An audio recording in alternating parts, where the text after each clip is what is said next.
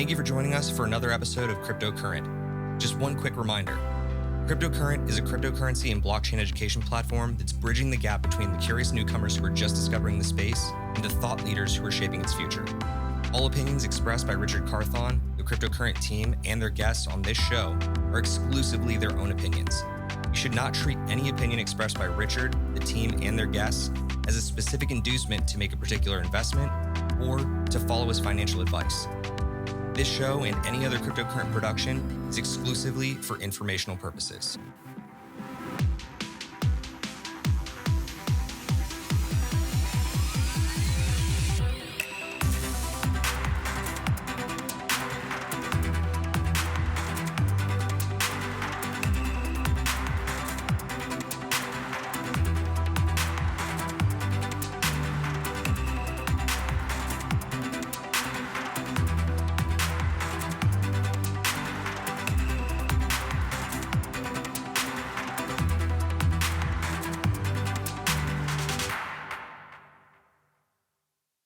Welcome back, everybody, to another edition of Cryptocurrent's Aftershock, where we bring you the latest and greatest in the world of Web3 and keep you connected to everything that's going on from NFT NYC to consensus and beyond.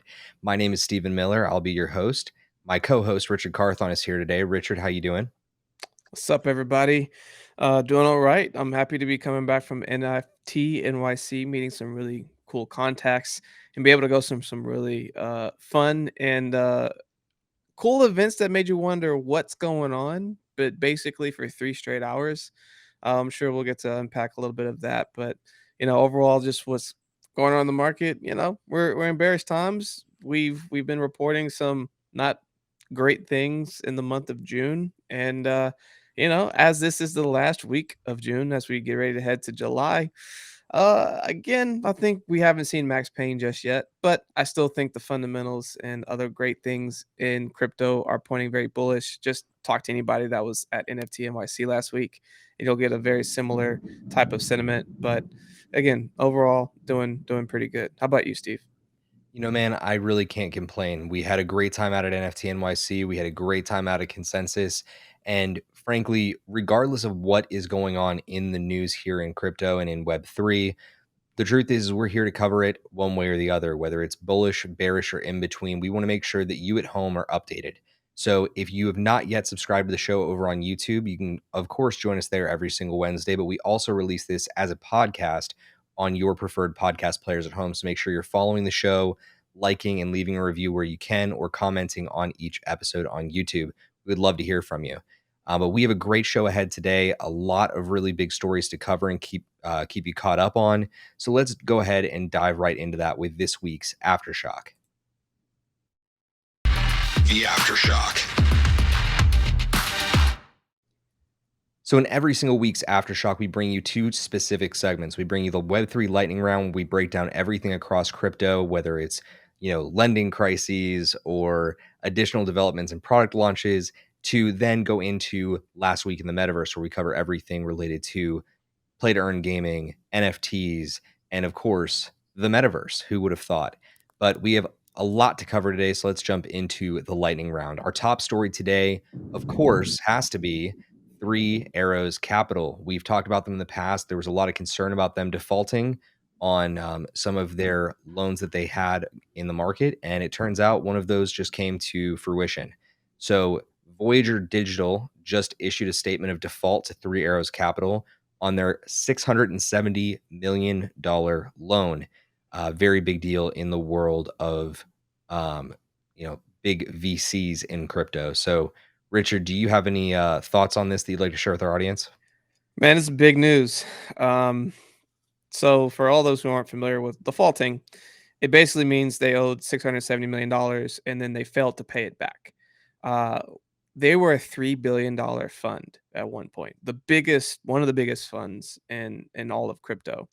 Terra Luna hit them hard, and if this is in any indication that a 300 billion with a B dollar at one point VC fund can't pay back $670 million, this could start this could be the first domino that knocks over a bunch of others with other lending institutions that has done business with Three Arrows, and I think there could be some other big players in the crosshairs.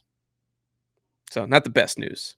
Yeah, look, I've been a little bit more vocal about this than anybody, but like when you get people at the top who get really cocky, and it's really, I mean, like, look, you, if we were managing a $3 billion fund, how would we feel, right? It's Right. really hard to let that not go to your head a little bit.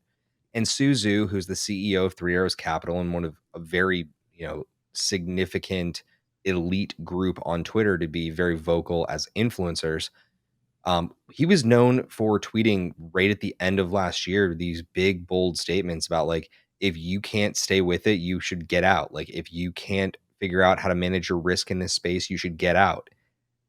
I think Suzu might be getting out because there's no way to escape a tidal wave like this one, and it really could have ripple effects across all of crypto and Web3. So we'll be keeping an eye on this story for you as it further develops, and we'll be keeping an eye on Suzu's Twitter to let you know what he says next week. But let's jump into our next concerning-esque story, and that, of course, is none other to do with than Celsius. So Celsius, Richard, why don't you tell the folks a little bit at home about what Celsius is and what their value prop was? So Celsius was a lending institution where you, the retail investor, would send your crypto to Celsius. So, for example, Polygon Matic. So, if you owned Polygon Matic, you could have sent it to Celsius and received at one point 15% APY, or I think of late it was around 10% APY.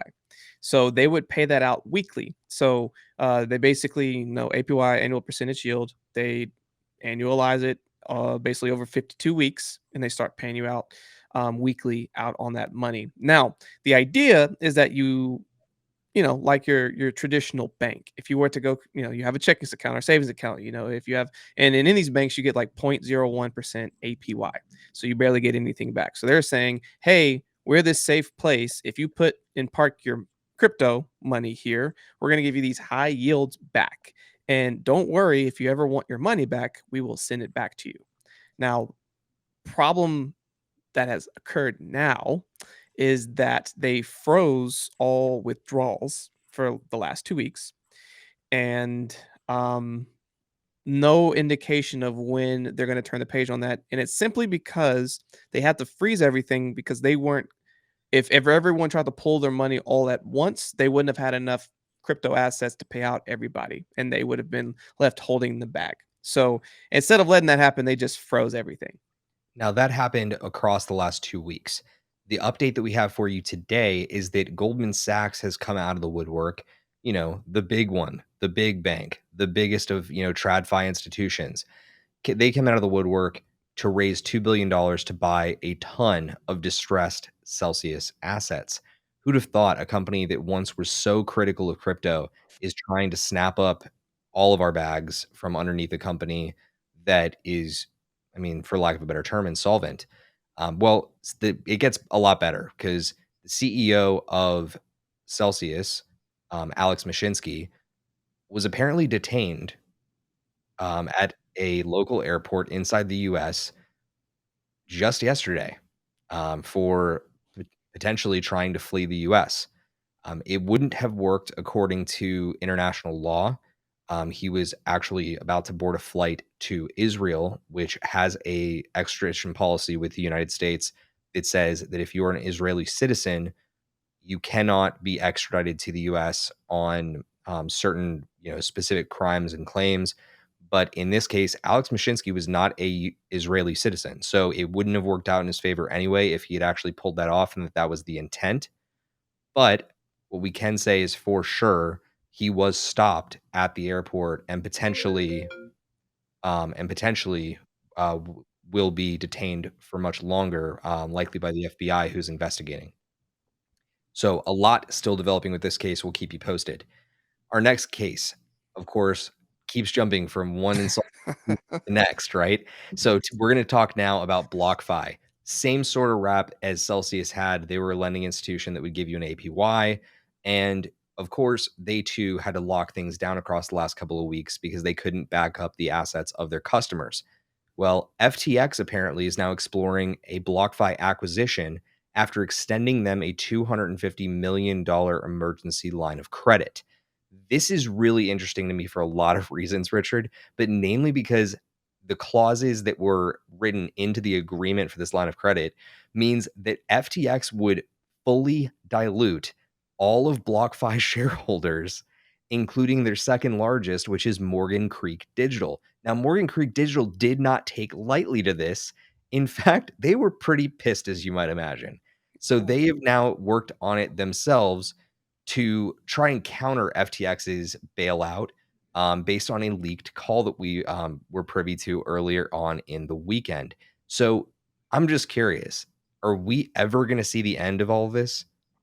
Yeah, there'll come an end point. They're either going to somehow make it through this, or we're going to see a fire sale. And something that got, just looking at Goldman, uh, trying to enter the market right now, trying to buy distressed properties. There's blood in the water. When there's blood in the water, the big sharks come out. And right now, you see them coming because they are seeing this. And again, going back to as bad of news as this is bullish at the same time, and follow me on this. When you have institutional players, uh, like Goldman coming in saying, "Hey, we'll buy your distressed crypto assets." Why are they doing that? Because they're getting to buy these crypto assets at a fire sale discount super cheaply. This is their price entry point they've been praying for.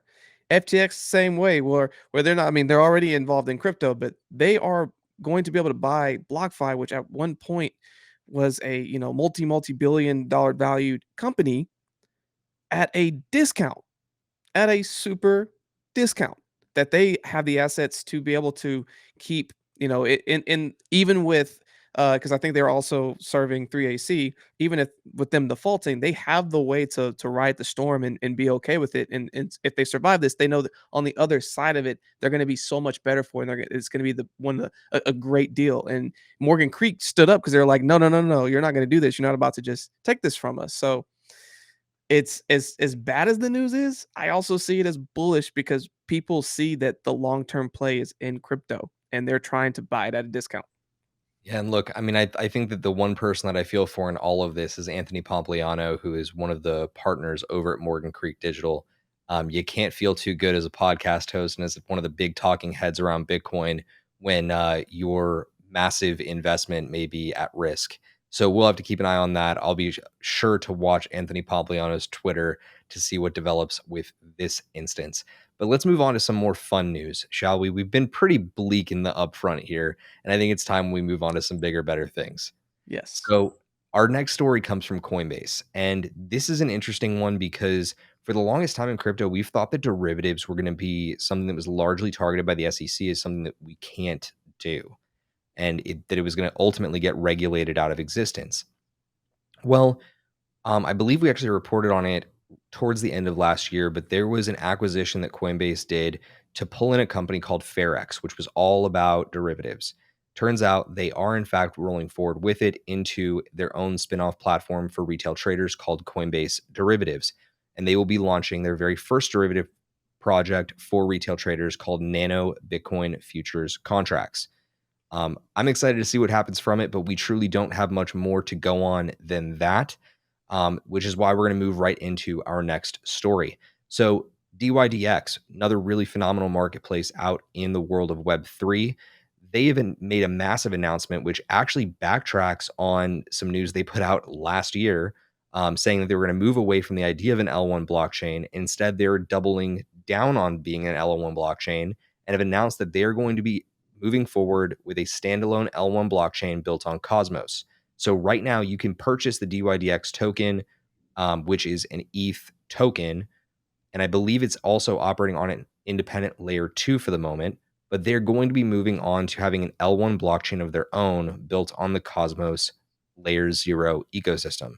So I find this one really interesting, Rich, and I want to know what you think about it because I personally believe that layer zeros are the future, and I'm interested to see how this whole thing takes shape. What do you have to say about it? And this is why I think layer zeros are really cool. It's because you have the platform to still allow for layer ones to come on your platform, layer twos, and so on. You can you're interoperable and you are bridging gaps and allowing for more innovation to be provided on top of your ecosystem and to be done in a sustainable and cost effective way. I know Cosmos as a uh, coin has been absolutely getting crushed during this bearish time, but more and more amazing projects continue to be built on the Cosmos ecosystem, and that's why I personally am still so bullish on Cosmos, just simply because of so many projects being built on it, and so many amazing of of these projects I'm referring to that have come on our show, um, and how raving of reviews that they have about the Cosmos ecosystem. Even some of them who tried to build on other ecosystems and then made the move to Cosmos and are happy they made that choice. I just think Cosmos has a lot of upside. You and I are absolutely on the same page. So we'll keep an eye on it and move into our next story for you. So Tether is one of the largest stable coins out there. And I know there's been a little bit of upset and distrust when it comes to Tether over the course of the last couple of weeks. I mean, with all the algo stablecoin fun that we've had with Terra Luna. Yep. And we have officially gotten word now that Tether, I get into my little diatribe about how fun that entire situation was for us, and I, of course, just lose it my mind. I just go straight into Terra mode. Um, Man, but granted, I mean, we talked about it for weeks upon weeks upon weeks. we It's like did. I feel like Terra is just on my tongue still. I need to just like, get it off or like use some mouthwash. But anyway, Tether, the stablecoin, they're officially moving forward with issuing a British pound pegged stablecoin they're calling GBPT. I find this really cool because we are just off the heels of a big announcement from Circle across the last 2 weeks about moving forward with a euro backed and pegged stablecoin. Richard, do you think that we're going to start seeing a battle of stables, or are we going to see the USDCs and the US dollar backed stablecoins still remain in prominence? They're going to remain in prominence. I think what's going to be critical about stablecoins right now in this moment of where the global economy is. I mean, potential U.S. recession, global recession already happening. If you look at what's happening in Europe and some of these Asian countries, where you're really starting to see inflation hit all time highs, and the euro is the closest it's ever been to the U.S. dollar, almost since inception. People are looking for more stability, especially as relates to crypto. And people are trying to find their price entries. And instead of trying to go all the way out and put into a local currency, they're looking at stables. And Tether, with having this opportunity here, is giving more ground. But there's also just in general, we've been starting to see just from my own analysis and what I've been seeing in the market, a lot more shorts starting to be taken out against Tether. So I personally am staying clear of Tether of the stable coins, but I do think there's a place for them, and I think that Tether's still trying to have its place. Well, I'm sure time will tell on this one. I do think that the euro coin that its Circle is rolling out will have a place. I mean, it's really hard for me, honestly, to imagine that any product, and this is going to sound foolhardy, so like just level with me for a second. I really don't think that a product that Circle launches can fail. I think that they have so much financial backing and they have so many resources internally.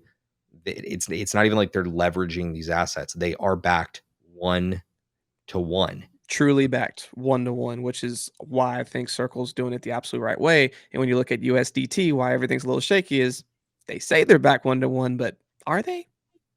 Yeah, because I mean, if I'm correct, Tether is supposed to be a hybrid coin. It's supposed to be more than 75% backed 1 to 1. And then there are other assets that they have that are supposed to back in value, as well as some type of like micro algo component. I don't trust Tether worth its salt. I don't use it. I only use USDC at this point because of everything that we've learned about Circle over the course of the last 2 years. But look, man, I think that Circle really is the top contender in terms of what a stable coin is going to look like once we see regulation set in. Yep. So, there's a lot of opinions on that out there. There's still plenty of people in the cypherpunk community that believe in an algo stable. I just think that this is what we're going to end up seeing as the end of the day option. But let's go ahead and continue to forge forward. into our final story in the Web3 lightning round, and this is an exciting one. So we've been waiting for this for quite some time, haven't we? The idea of Thorchain finally launching its mainnet and its native blockchain. So, real quick for everybody at home, Richard, can you give us a little bit of background on Thorchain and what it really does? Yeah, Thorchain tries to basically be an omni chain that is the cross bridge across all of the different types of coins that are out there. So, for example, if you are trying to make a transaction from Bitcoin to Ethereum, most of the time you have to have like a DEX, decentralized exchange that allows for it to flow in and out. What they're doing is being able to provide these tools where you're able to go cross chain natively, but Rune being attached to it, so it keeps its 1-to-1 value. So it's a like for example, Shapeshift uses their infrastructure to be able to do all of their different um, transactions cross chain. So it's a really cool and innovative way of going about solving the cross chain dilemma, and also helping to make sure that you aren't losing money along the way.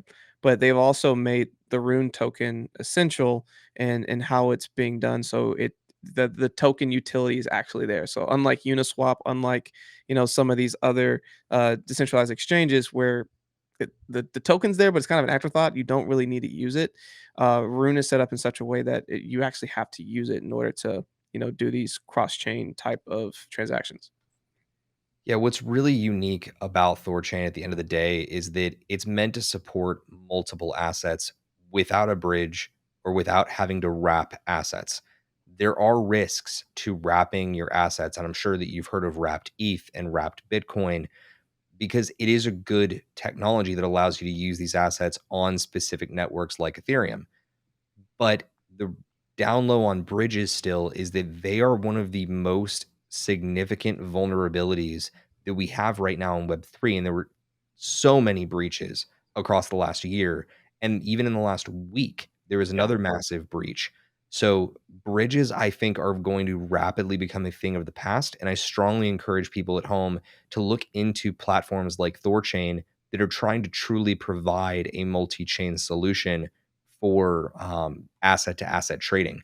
Now, within this native blockchain launch for Thorchain, you have 7 tokens that are going to be supported right out the gate.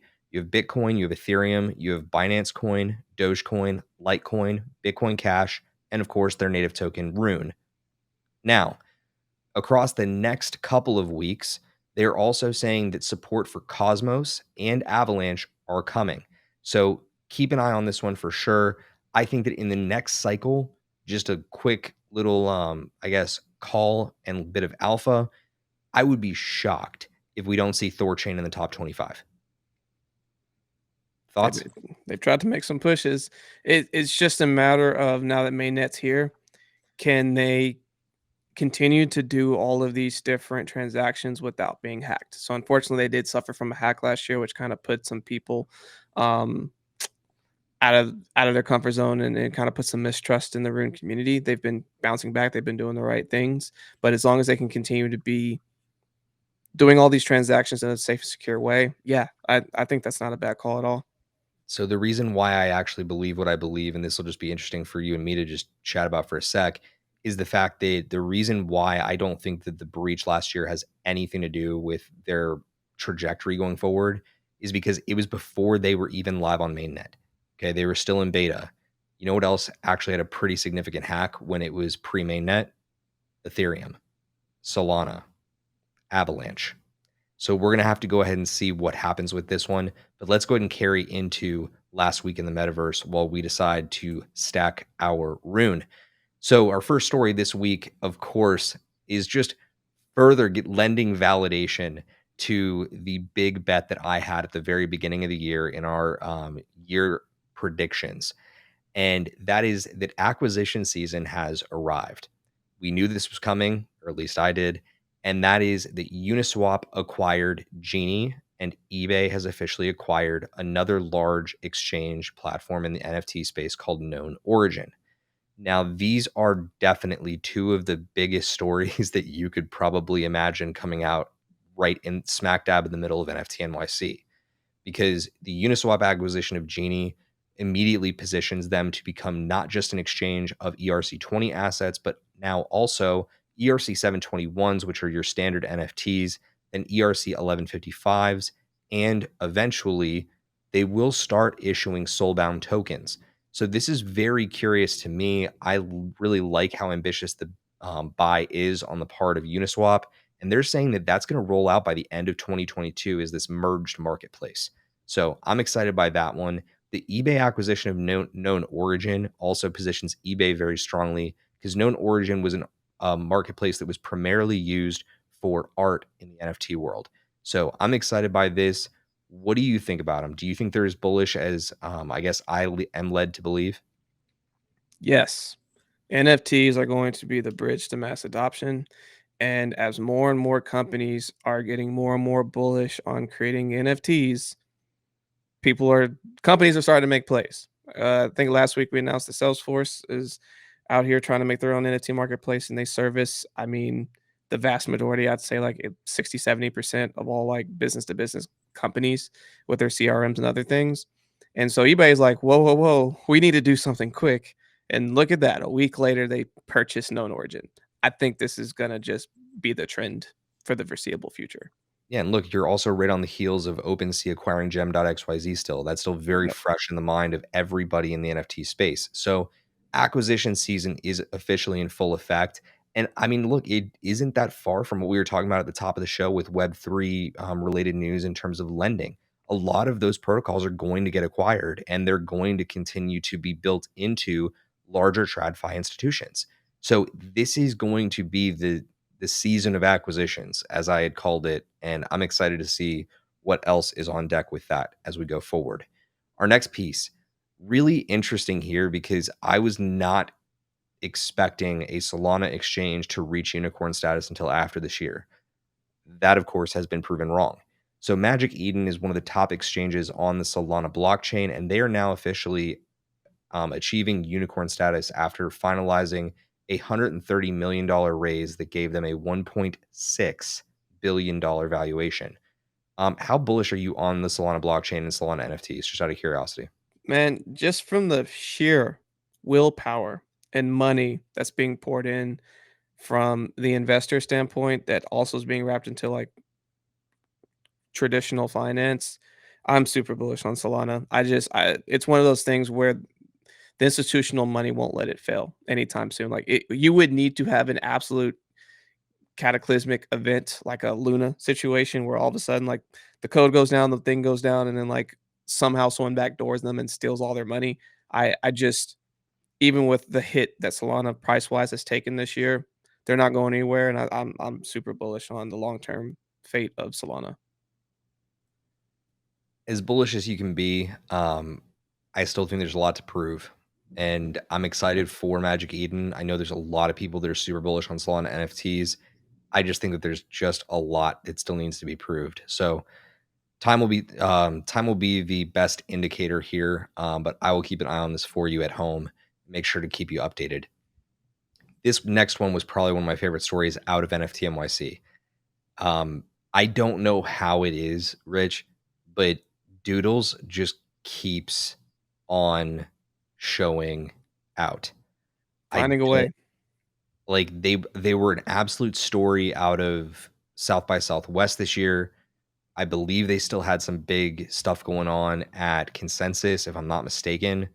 But at NFT NYC, man, they became one of just a few projects to announce that they are officially moving forward with a fundraise led by none other than the man who does all the fundraising for the NFT projects these days, Alexis Ohanian.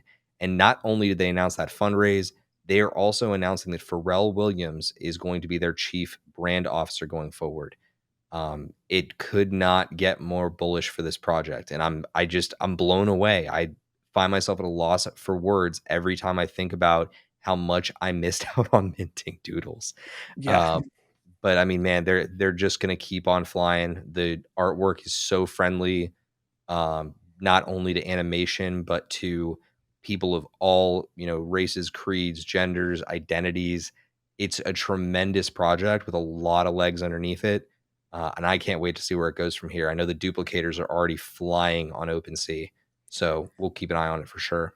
Just two things I want to add real quick. Pharrell Please. Williams is just an absolute OG in the rap and R&B business, and this is going to open doors for more artists like to want to enter this space. But then you have Alex Ohanian, founder of Reddit, and husband to Serena Williams. So now you have potentially sports people starting to come into this space. Now you have tech bros starting to get into doodles. Like the the sheer amount of exposure Doodles already has insane.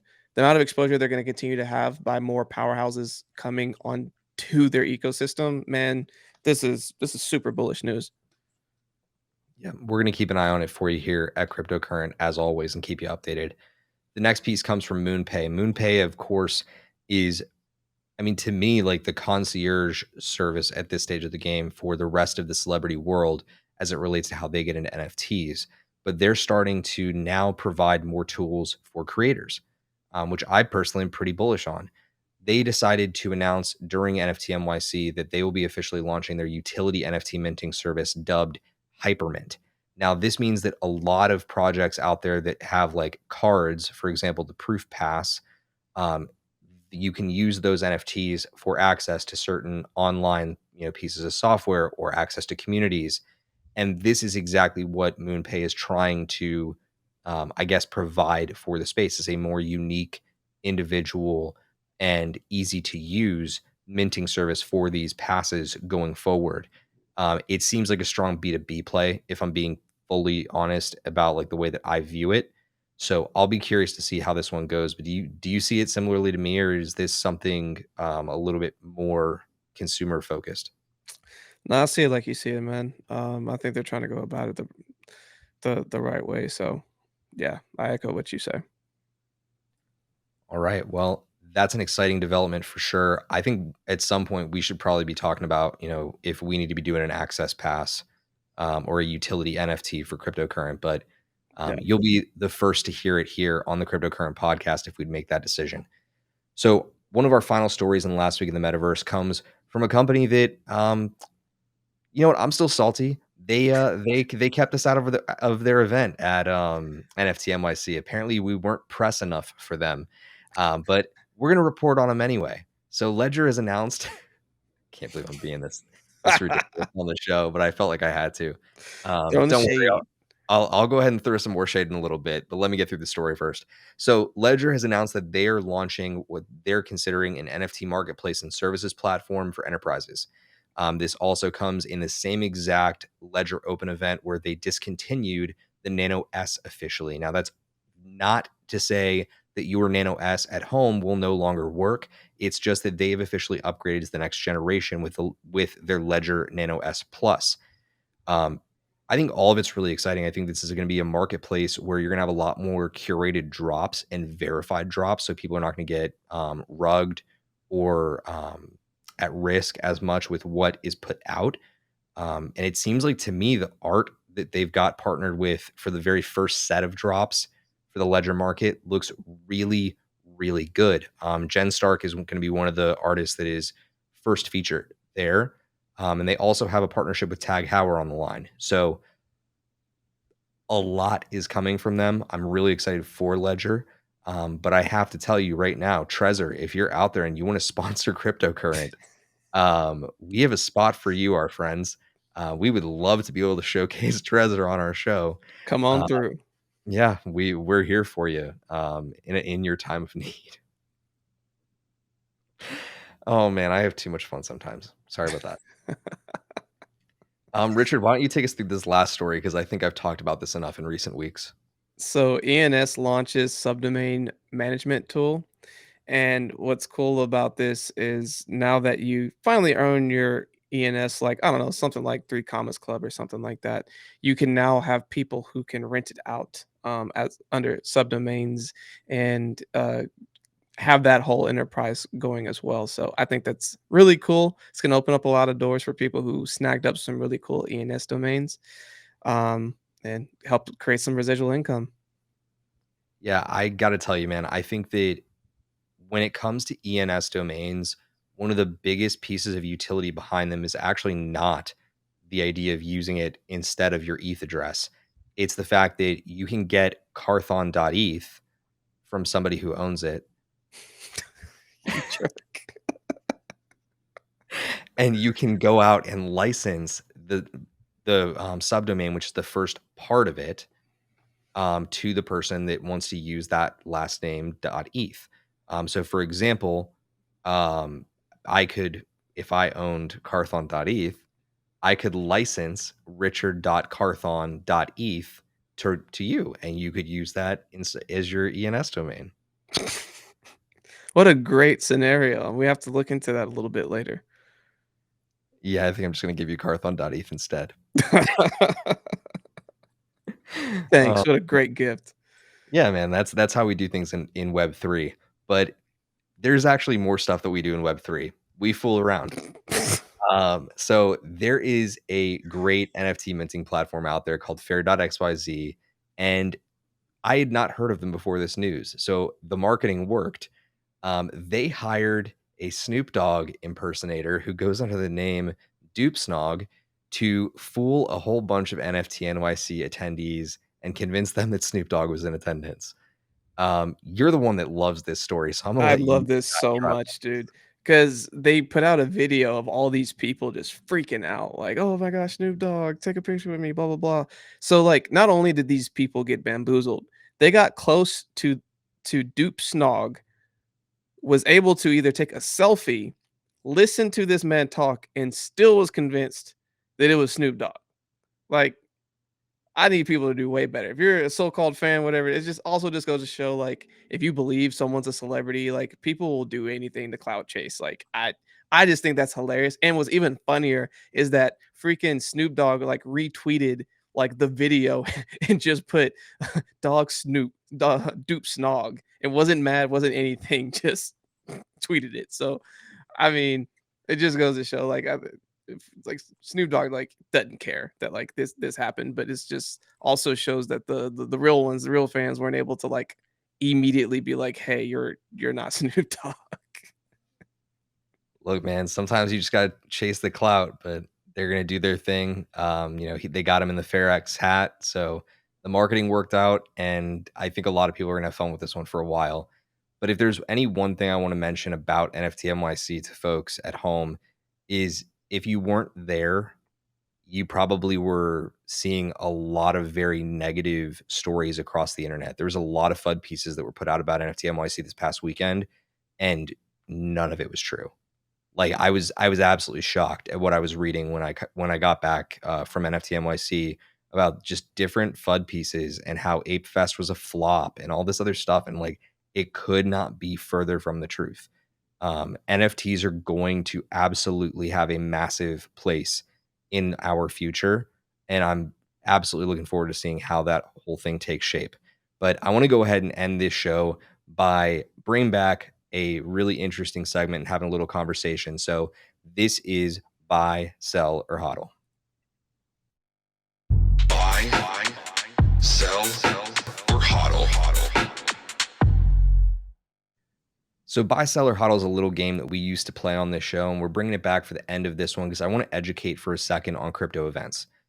It's no secret we were out of consensus in Austin, and we were just at NFT NYC, but there's a lot of talk around, what's worth it, what's not, and I want to get your perspective for a second here and talk about this.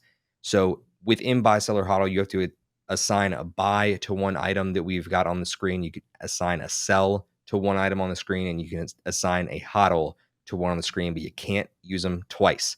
So, in this crypto events edition, Rich, I've got three options for you: attending the main event and satellite events, attending only the satellite events, and not attending crypto events until the bull market.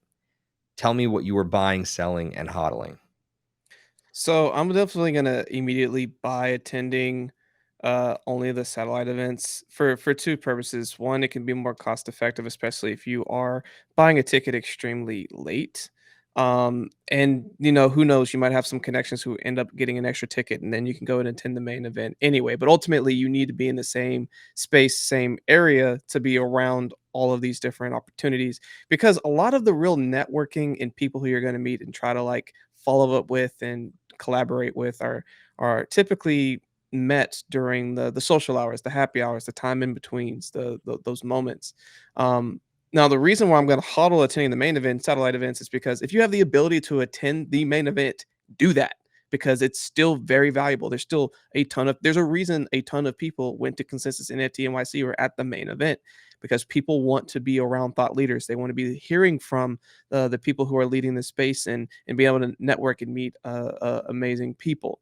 So again, if it's within the budget, if it's in the time frame, and if you are able to do it, definitely go and attend the main event. But I am selling, not attending the crypto events until the bull market, because right now is when the real secret sauce is being made. The people who are attending these events and are still bullish and are still promoting their companies, or aren't going anywhere, and are bullish on the long-term future of this space, are going to be the ones that win and win big. So to simply just not show up at all and try to be around when the bull market happens, and just be around like the seasonal crypto people, I don't have time for it. So I'm going to go with sell that one. How do you see it? Well, I'm actually going to save our listeners a whole lot of time on this one because I'm seeing it the exact same way that you are, and for the exact same reasons. And we did not at all rehearse this. This was all on the fly just for you at home because we wanted to be able to educate around this idea for a few minutes. Um, yeah, I see it the same exact way. The idea of buying or hodling on not attending crypto events until the bull market seems like the most foolish decision that anyone could possibly make. There's just too many great networking moments that you have at these events. There's so much you can do that it'll even connect you with the right builders. So that's how I view it.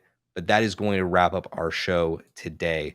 But before we go, I want to make sure that we take at least 1 or 2 seconds to talk about what's coming up. So we have a lot of great content here on Cryptocurrents podcast and on the YouTube channel. And of course, earlier on this week, we had Linda Liu from Oasis Protocol. Richard, what was that episode all about? So it's about the Oasis Protocol. They're a layer one solution, and they take security very seriously. And they're doing a lot of really cool things. And Linda's a lot of fun. She was really a really great personality to speak with. But I know you also had a really cool interview that you have coming up this Friday. Man, I am really excited to be able to share that we are sitting down with the COO and co-founder of a company called MetaGood, which you may know better as On-Chain Monkey. So On-Chain Monkey is their community product that they rolled out a little while ago as a free mint. And they just today successfully had their mint of their new Karma collection. So we got a chance to sit down and talk a little bit about what On-Chain Monkey is all about, what MetaGood is all about, but also what they have in store for the new holders of their Karma collection NFTs. And man, if you see these previews for these NFTs, they look wild. They're so sharp. And I am really excited to see the reveal coming up here in the next couple of days. But that's going to do it for us this week. And we hope that you at home enjoyed this episode. Please do us a favor, make sure that you like and subscribe and comment over on YouTube. Let us know what you thought of the video and this episode's content. Please leave us a review on your favorite podcast platforms or wherever you are listening from. We would greatly appreciate it. And of course, please do us a solid and check out our editorial content over on crypto-current.co. We've got a lot of great stuff over there for you. But that's going to wrap it up for us this week. I've been Steve Miller. He's been Richard Carthon, and we will see you next week for another edition of Cryptocurrents Aftershock. Stay cryptocurrent.